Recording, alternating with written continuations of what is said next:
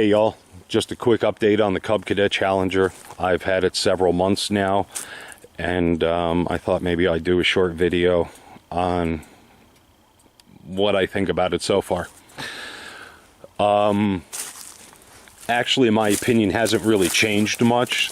There are a few things that have shown up, popped up, creeped up. First one is the winch cable. I was pulling a log, probably weighed 500, 750 pounds, somewhere around there. And the cable actually snapped. It snapped, like, not where it's connected to the hook, but it just snapped, like, here in the cable itself. So I've got that jerry-rigged right now, and I do have the correct clamp. I just need to put it on. So the cable is a little bit weak. I've got the snow plow on now. It's Sunday the 10th, I think, February 2019, and it's supposed to snow tomorrow night, Tuesday, and a little bit Wednesday, maybe 10 to 12 inches. So I put the plow on so I didn't have to mess with that when it was snowing out. And of course, this is the Denali plow, and I have a review on this as well. As far as the Challenger itself goes, I think I've only got like 10 hours on this so far. Maybe 21 or 22 miles. One thing that's a little annoying, I don't know if the camera's picking this up, but right here, yeah, sorry, my fingers are all nasty. I just changed the oil in my Eco Diesel. But this is starting to rust.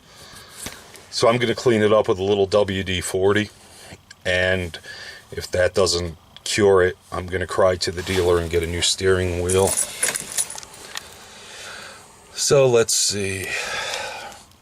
I've got 9.6 hours on it.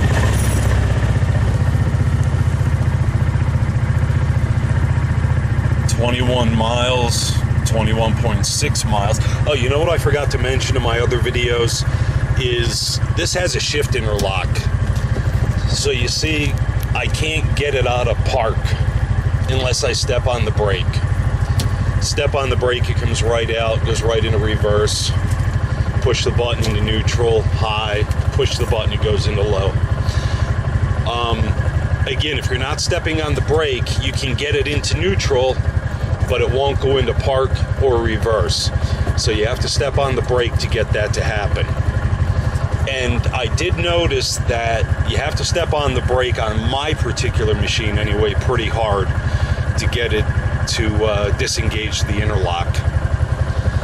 So that's just something else I wanted to bring up.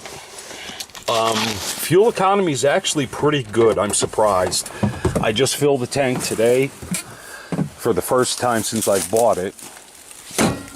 And I've been doing a lot of in the area, kind of cutting firewood, running around my property kind of thing. So nothing really major on the highways, trails, so on. So I'm kind of impressed with the fuel economy. Now the tires, I've read some reviews, talked to some people, and the tires that come on some of the competition machines are absolute garbage. They tell me, when I was looking at machines before I bought my second Challenger, they were telling me to expect to replace the tires pretty short from the time of purchase. These tires, as on my Challenger 500, have been phenomenal. No flats, nothing, no problems at all with the tires. So that's an obvious plus because they're not cheap.